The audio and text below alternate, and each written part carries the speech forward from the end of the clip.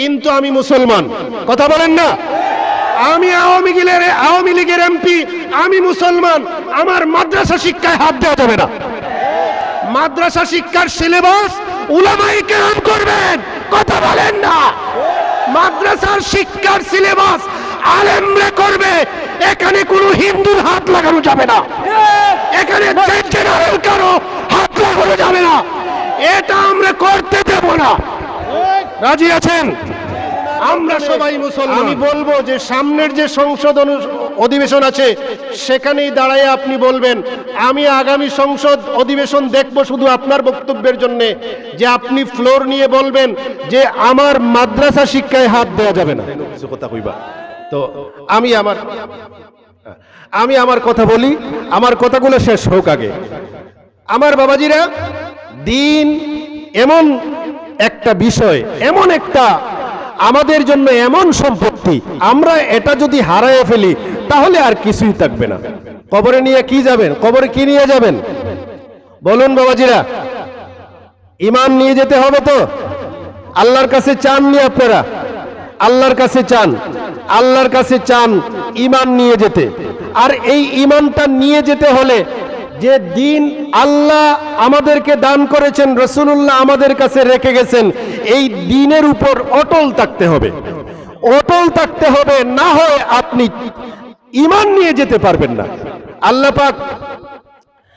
পাক তার পাক কালামে হাকিমে বলেছেন, আমি আপনাদের সামনে যে আয়াত তিলাওয়াত করেছি, প্রথম যে আয়াত বলছিলাম ওয়া তাকাল্লুবাকা ফিস সাজিদিন, এখান থেকে আমি বলছিলাম যে আল্লাহ পাকের হাবিব হুজুর পাক সাল্লাল্লাহু আলাইহি সাল্লামকে উত্তম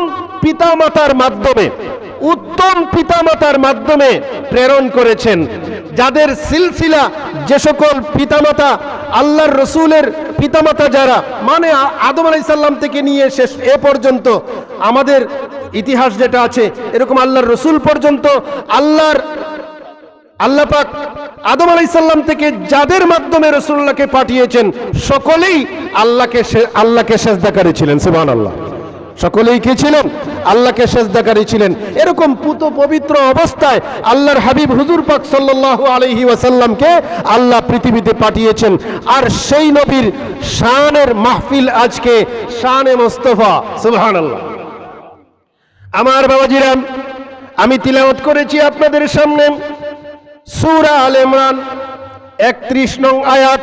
আমার আল্লাহ পাক বলেন, বিসমিল্লাহির রহমানির রহিম, কুল ইন কুনতুম তুহিব্বুনাল্লাহ ফাত্তাবিউনি ইউহিব্বুকুমুল্লাহ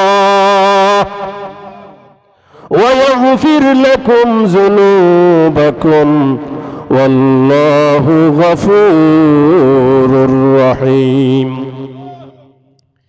যে নবী আল্লাহ আমাদেরকে দান করেছেন, নবীজির অনুসরণ করার জন্য, ইত্তেবা করার জন্য আল্লাহ পাক আমাদেরকে নির্দেশ দিচ্ছেন। সূরা আলে ইমরানে 31 নং আয়াতে আমার আল্লাহ পাক বলতেছেন, হে নবী মুহাম্মদ সাল্লাল্লাহু আলাইহি ওয়াসাল্লাম, আপনি বলে দিন, আপনার উম্মতদেরকে বলে দিন, ইন কুনতুম তুহিব্বুনাল্লাহ, আল্লাহকে যদি তোমরা ভালোবাসো, ফাত্তাবিউনি, তাহলে তোমরা আমার ইত্তেবা করো, আমার অনুসরণ করো। ইউহিব্বুকুমুল্লাহ, আল্লাহ তোমাদেরকে ভালোবাসবেন। আর কি করবেন? ওয়া ইয়াগফির লাকুম যুনুবাকুম, আর আল্লাহ তোমাদের গুনাহ খাতা ক্ষমা করে দিবেন। সুবহানাল্লাহ।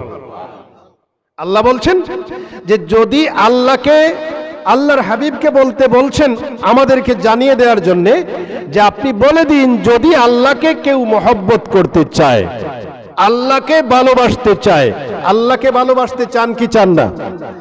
বাসেননি? আল্লাহকে ভালোবাসেন?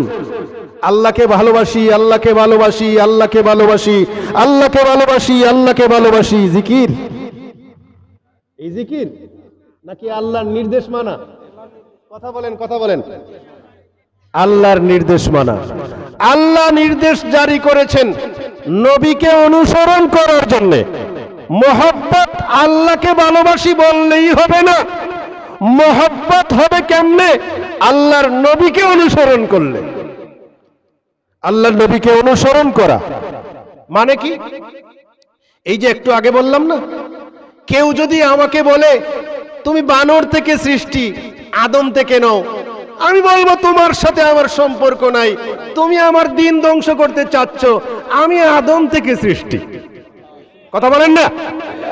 ওই যে থিওরি যেটা বললাম, মানুষ বানর থেকে নয়, বানরও মানুষ থেকে নয়, মানুষ আদম থেকে আল্লাহ ধারাবাহিকভাবে পাঠিয়েছেন। আমার বাবাজিরা, এই একটা কথার মধ্যে আপনারা অনেক কিছু জবাব পাবেন ভবিষ্যতে, এখন সবগুলো পাবেন না। আমার এই কথার জবাবগুলো বা এই কথার বাস্তবতা পাবেন, ভবিষ্যতে পাবেন, এখন না। অনেক জায়গায় শুরু হয়ে গেছে, শিক্ষা দেওয়া হচ্ছে যে বানর থেকে মানুষের সৃষ্টি। নাউজুবিল্লাহ বলেন, জোরে বলেন না নাউজুবিল্লাহ।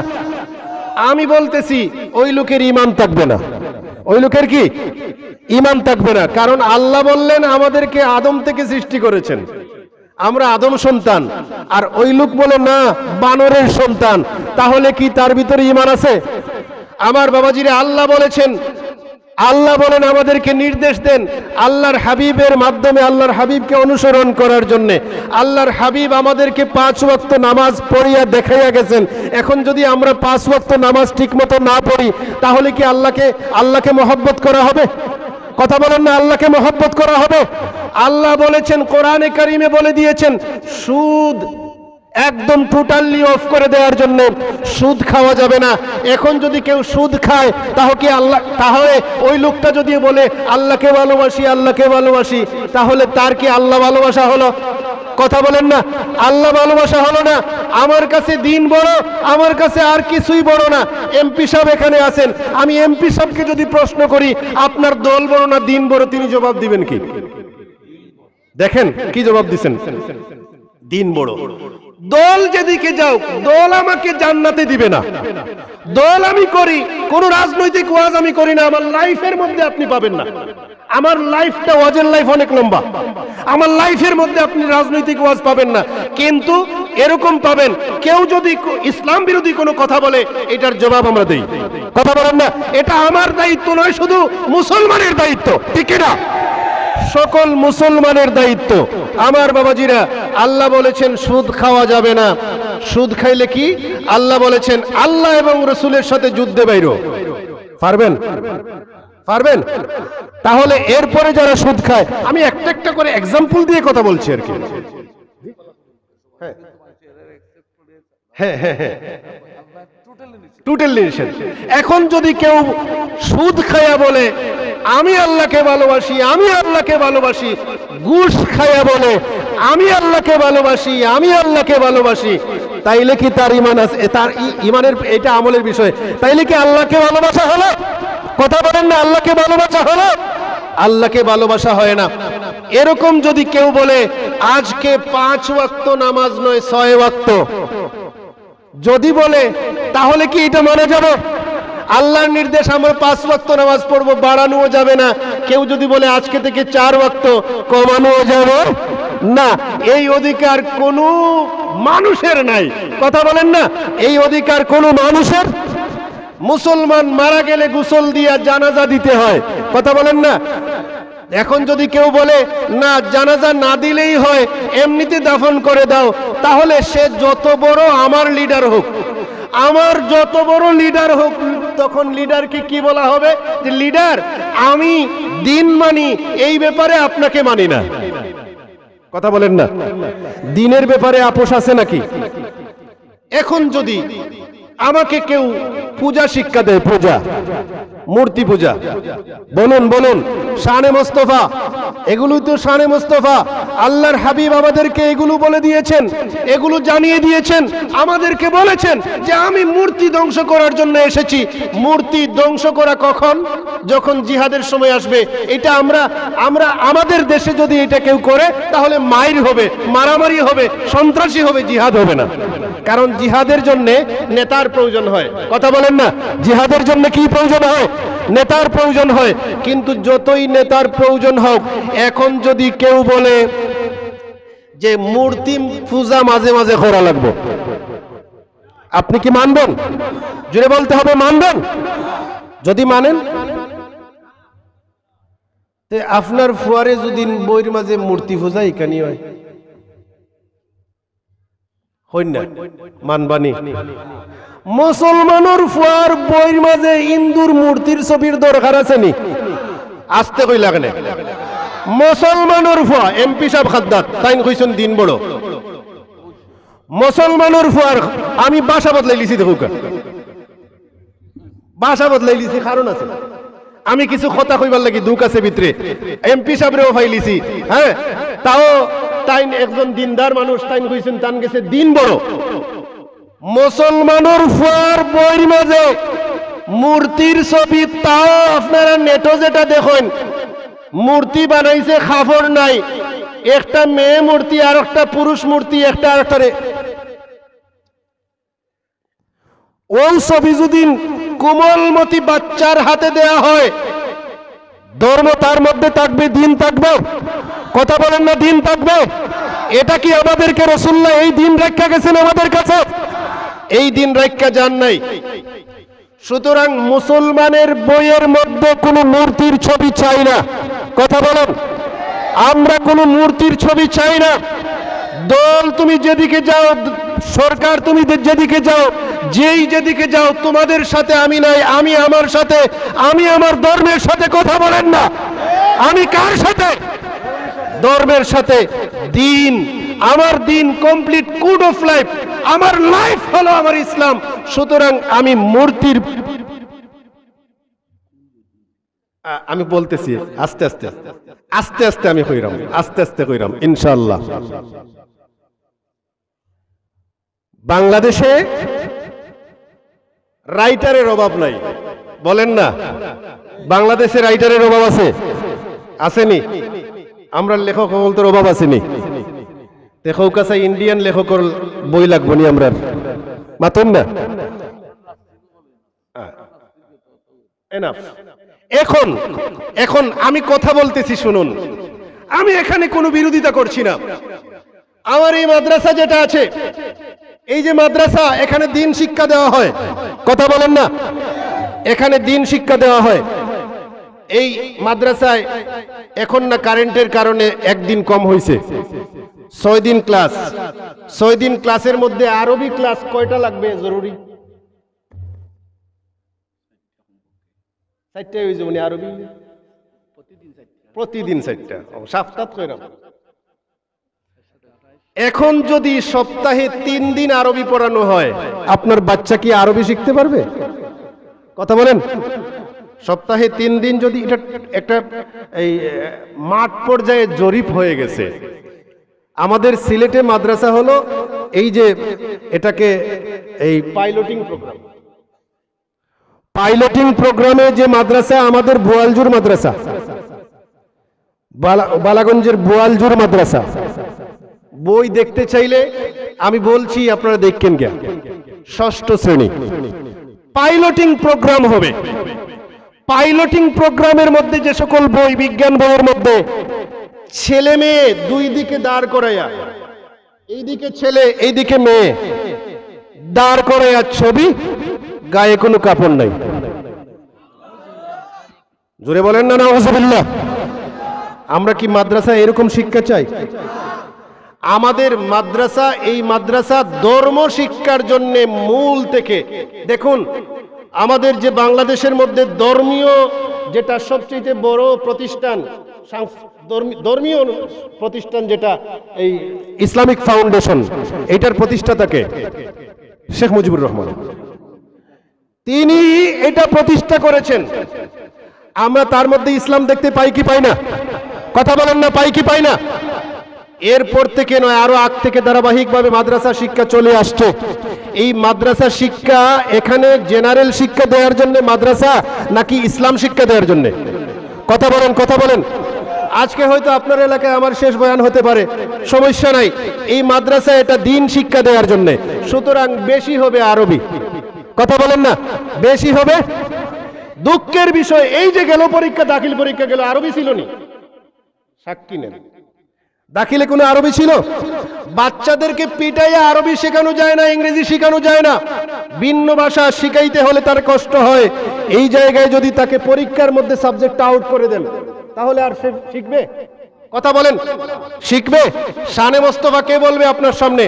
এই চেয়ারে বৈশা আমি এখানে বসেছি, আমার একটা মসলকি পরিচয় আছে, আছে তো? এই জন্য আপনারা এখানে চেয়ারে বসেছেন। কিছুদিন এমন হবে, কিছুদিন পরে এমন হবে, এখান থেকে ইমাম পাওয়া যাবে না। এখান থেকে কি ইমাম পাওয়া যাবে না। আজকে বুখারীর খতম পড়লাম, দুঃখে ভারাক্রান্ত হৃদয় নিয়ে বলছি, বুখারী পড়নেওয়ালা মানুষ কিছুদিন পর মাদ্রাসা থেকে বের হবে না। আপনি কি সেই মাদ্রাসা শিক্ষা চান? আমরা মাদ্রাসা শিক্ষায় কোনো রদবদল চাই না।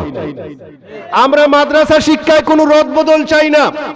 যেভাবে পূর্বেকার সিলেবাস ছিল এভাবেই এই সিলেবাসটা রাখতে হবে।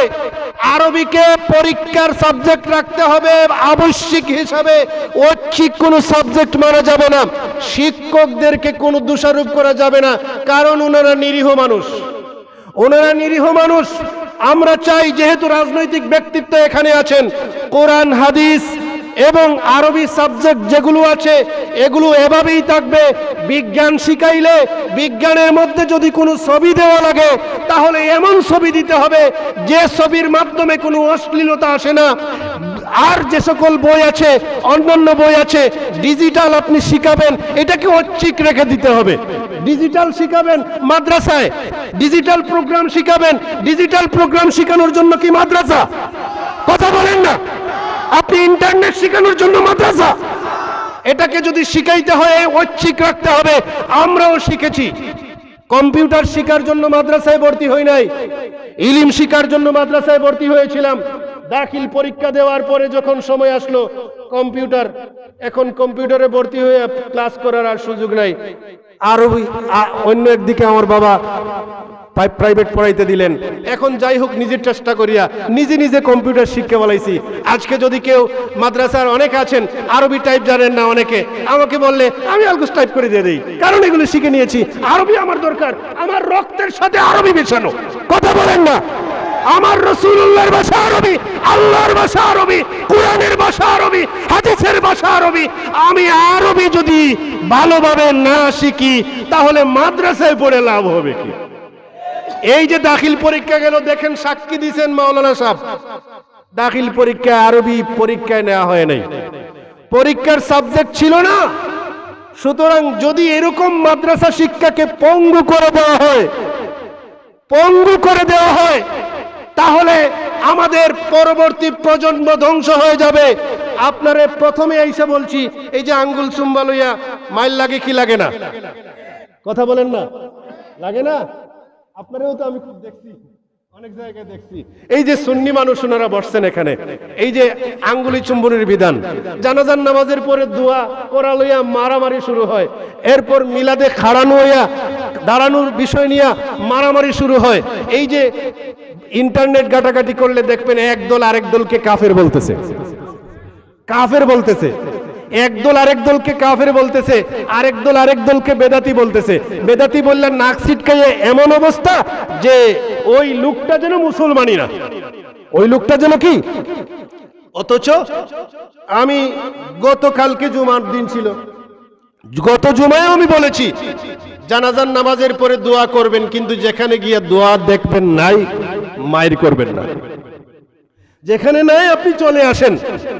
আপনি মিলাদ পড়েন দাঁড়াইয়া, যারা বৈশা দুরূদ শরীফ পড়ে দোয়া করে নেয় তাদের বাড়িতে গিয়ে আপনার ঝামেলা করার দরকার নাই। আপনার বাড়িতে যখন আপনি পড়াবেন, আপনি পড়বেন, তখন দাঁড়াইয়া নবীজিকে সালাম দেন। কথা বলেন না। এ নিয়ে মারামারি আছে। এখন একদল বলতেছে বেদাতি, আরেক দল বলতেছে কাফের। হ্যাঁ, এরকম ফতোয়াবাজি করতে করতে করতে করতে শেষে সরকার বাধ্য হইয়া কয় ওয়াজি করেন না। কথা বলেন না। এই সকল কথাবার্তা, হ্যাঁ, মারামারি করে। এরপর এই যে নতুন আরেকটা বের হয়েছে লামাযহাবী, হ্যাঁ, বুকের উপর হাত বাঁধে বারবার রফিয়ে দেন করে।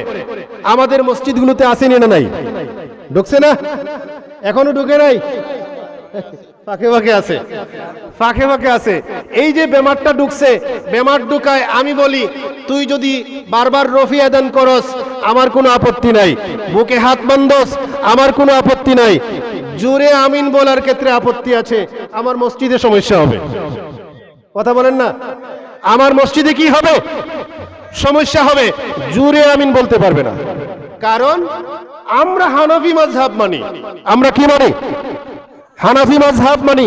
হানাফি মাযহাবে জোরে আমিন বলা সুন্নত নয়, কিন্তু জোরে আমিন বললে নামাজ বাতিল হয়ে যাবে এটা আমি বলছি না, কারণ আমার এখানে সমস্যা হবে। বাবা তুমি এখানে তো জোরে বললো না, তোমার জোরে বলতে হয় আগ লাগিয়া পড়ো। কথা বলেন না। এখন এই যে এগুলো কি হাদিস দিয়া দলিল দেওয়া লাগবে, কি দিয়া? হাদিস দিয়া, রাসূলুল্লাহর সুন্নাহ দিয়া দলিল দেওয়া লাগবে। মাদ্রাসায় যদি এটাকে গুরুত্বহীন করে দেওয়া হয়, হাদিস যদি পড়ানো হয় একদিন সপ্তাহে 3টা ক্লাস, ওই যে বললাম না পাইলটিং সিস্টেম, পাইলটিং সিস্টেম এটা প্রত্যেকটা প্রতিষ্ঠানে কি হয়ে যাবে, হয়তো আগামী বছরে এই যে জানুয়ারি থেকে স্টার্ট হবে অথবা পরের বছর পাইলটিং সিস্টেম। যদি পাইলটিং সিস্টেম হয়, এটাকে জাগতিক দুনিয়াবি বিষয়কে প্রাধান্য দিয়া যদি পাইলটিং সিস্টেম চালু করা হয়, এগুলো রাজনৈতিক ব্যক্তি যারা আপনারা আছেন, যারা ধর্ম বুঝেন, দিন বুঝেন, আপনারা এমপি সাহেব আছেন, এমপি সাহেব মন্ত্রী সাহেবকে বলবেন যে আমরা মাদ্রাসা শিক্ষায় হাত দিতে পারবো না। বলতে পারবেন না এমপি সাহেব? সংসদে বলতে পারবেন না? সংসদে যদি বলেন, এই এলাকার মানুষ আপনাকে চিরদিন স্মরণ করবে। সংসদে দাঁড়াইয়া বুকে সাহস নিয়ে বলুন আমি আওয়ামী লীগের এমপি কিন্তু আমি মুসলমান। কথা বলেন না, আমি আওয়ামী লীগের এমপি, আমি মুসলমান, আমার মাদ্রাসা শিক্ষায় হাত দেওয়া যাবে না। মাদ্রাসা শিক্ষার সিলেবাস উলামায়ে কেরাম করবেন। কথা বলেন না, মাদ্রাসার শিক্ষার সিলেবাস আলেমরা করবে।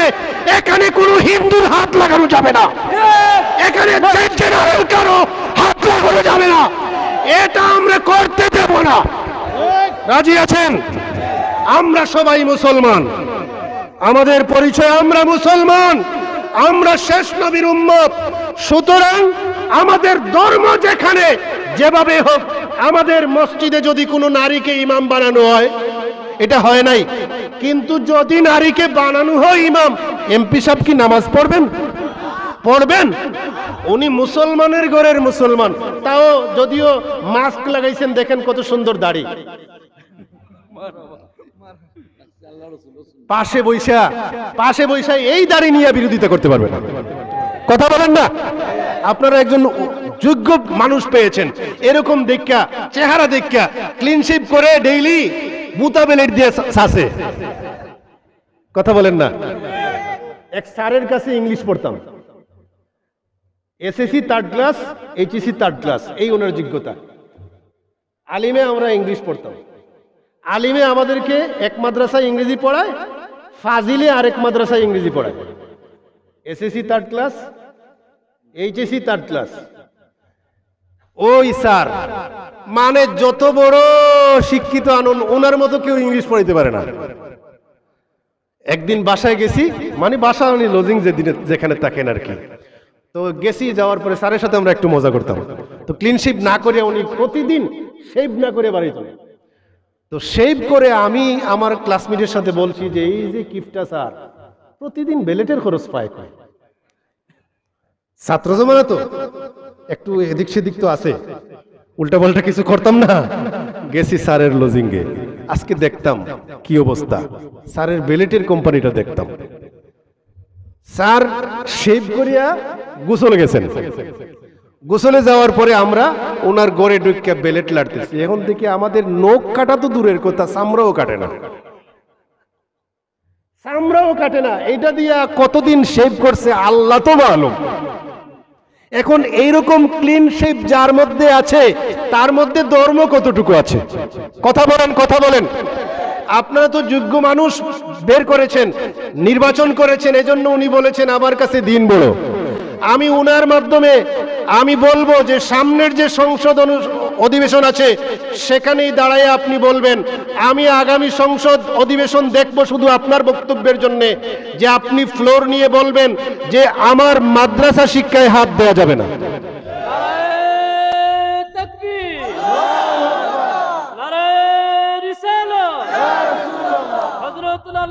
সদরুল আমিন জগন্নাথপুরী সাহেব। আমরা মুসলমান, আমাদের দিনটাকে আমরা পরিপূর্ণ পেয়েছি। আল্লাহ আমাদের জন্য দিন পরিপূর্ণ করে দিয়েছেন। 1,24,000 নবী রাসূল পৃথিবীতে এসেছেন, কারো কাছে আয়াত নাজিল করেন নাই আল্লাহ আল ইয়াউমা আকমালতু লাকুম দীনাকুম ওয়া আতমামতু আলাইকুম নি'মাতি ওয়া রাদিতু লাকুমুল ইসলাম দীনা। কারো কাছে আয়াত নাজিল করেন নাই, আমাদের নবীর কাছে আয়াত নাজিল করেছেন, আমাদেরকে দিন পরিপূর্ণ করে দিয়েছেন। সুতরাং এই দিনের মধ্যে হাত দেওয়ার অধিকার কারো। আমরা আমাদের দিনটাকে দিনের মতো মানব। মাদ্রাসা, এখান থেকে দিন শিক্ষা দেওয়া হয় একদম ওই যে মিজানুস সরফ আগে যেভাবে পড়াইতেন। মাদ্রাসার শিক্ষা বোর্ড যেটা সরফ আর নহ এক জায়গায় ম্যাচিং করে আবার এইটাও বাদ দিতে হবে। আগের মিজানুস সরফ আনতে হবে, মুনসাইব আনতে হবে, পাঞ্জেগান জানতে হবে, শরীয়তে আমিল আনতে হবে, হেদায়েতুল্লাহ আনতে হবে। ঠিক কিনা বলুন? এগুলো আনতে হবে। প্রয়োজন হলে আরো যাতে মাদ্রাসার ছাত্ররা আরবিতে দক্ষ হয়, আরবিতে দক্ষ হলে কোরআন হাদিসে দক্ষ হবে, কোরআন সুন্নায় দক্ষ হবে, ইসলাম ভালো করে মানুষকে বুঝাতে পারবে। একটু আগে যে বললাম, এই যে বিভিন্ন ফিরকা বের হচ্ছে, বিভিন্ন দল বের হচ্ছে, তাদের জবাব দিবে মাস্টার বেটা না আলিম সাহেব। এখন আপনার আলিয়া মাদ্রাসাতে কিছুদিন আলিম সাহেব বাড়াইন না, তখন আপনারা জেনে অত জীবন চললা বাদেনু হু হেরার কাছে যাওয়া লাগবে। হেরার কাছে তো আপনারা হাত দিতে পারছেন না। এখন হেরারে তো মান দিছেন, মাস্টার ডিগ্রির মান দিছেন, তার আর সিলেবাসও হাত দিতে দিছে না। মাতন না, তার আর সিলেবাসও কিতা হাত দিবার দিছে না। ধন্যবাদ তারারে, ধন্যবাদ। কওমি উলামায়ে কেরামকে আমি ধন্যবাদ দেব, তারা সিলেবাস দিতেছে না। আমিও বলি, আমার সিলেবাসটাকে যেভাবে নষ্ট করা হয়েছে, আমাদের দাবি এবং আন্দোলন শুরু হয়ে গেছে, আপনাদের মাধ্যমে আন্দোলনটা দমাতে চাই। আমি আপনার কাছে বলার উদ্দেশ্য, এই যে সোমবারেই হয়তো সিলেটে, সোমবারে হয়তো সিলেট জেলার সকল শিক্ষক বৃন্দ আন্দোলন করবেন, মানববন্ধন করবেন, এগুলো কি আপনাদের নাম হবে? ইনশাআল্লাহ পুরাপুরি আমি দেব। আপনার নাম্বারটা ইরফান ভাইয়ের কাছ থেকে নেব। আমি ইরফান ভাইয়ের থেকে আমি আপনাকে হোয়াটসঅ্যাপে সবগুলো দিব, ডিটেলস। বরদাস্ত করতে পারতাম। আলহামদুলিল্লাহ, আলহামদুলিল্লাহ, নারে তাকবীর। আমরা এরকম এমপি চাই। আমাদের কাছ থেকে আমরা যে সকল এমপি সংসদে পাঠিয়ে দেব, আমাদের এমপিরা আমাদের কথা বলবে, আমাদের এমপিরা আমাদের প্রতিনিধিত্ব করবে। এজন্যই তো আমরা এমপি বানাই না, ভোট এমনি দিছি। এমপি সাহেব বানাইছি, এমপি সাহেবের কথা বলার অধিকার আছে। স্পিকার যখন বলে শেষ সময়, এমপি সাহেব আরো 1 মিনিট নিতে পারে, কথা বলেন না। তাহলে সেখানে দাঁড়াইয়া উনি বলবেন, আমরা ওনাকে যাবতীয় তথ্য দেব, কিভাবে সিলেবাসটাকে পাল্টানো হচ্ছে, কোন সিলেবাসে মাদ্রাসা শিক্ষা চললে ভালো হয়। ইরফান ভাই, আপনারা মাদ্রাসার শিক্ষক বলতে মিল্লাতান্ডে দিতে পারতেন না, আপনারা দিবা, সবে জানেন। আমার থেকে আপনারা ভালো জানেন, কারণ আমি মাদ্রাসা ছড়াই না, আপনারা মাদ্রাসা ছড়াইন। আপনারা তান্ডে ব্রিফিং দিবা, সব দিবা, তথ্য দিবা, তাই সংসদে উপস্থাপন করবা। কারণ এখন নভেম্বর, এখন কিতা আমরা রাত ডিসেম্বর মাস আছে। সরকারের কত প্রজেক্ট বাতিল হয়, না সরকারের কত প্রজেক্ট বাতিল হয় না, জ্বালাইয়া ফেলানি লাগে। বই ছাপাইছে টিকিট হইছে, বাতিল, আগের বই দিতে হবে, কথা বলেন না। বই কতটুকু ছাপাইছে আমি জানি না, শুনছি ছাপাইছে। হ্যাঁ, এগুলো চলতেছে, ওই জন্যই তো মানববন্ধন চলতেছে। এগুলো শিক্ষামন্ত্রীকে জানানো হবে, শিক্ষামন্ত্রী জানেন, অলরেডি জানেন, ওনাকে জানানো হয়েছে। হ্যাঁ জানেন, জানানো হয়েছে।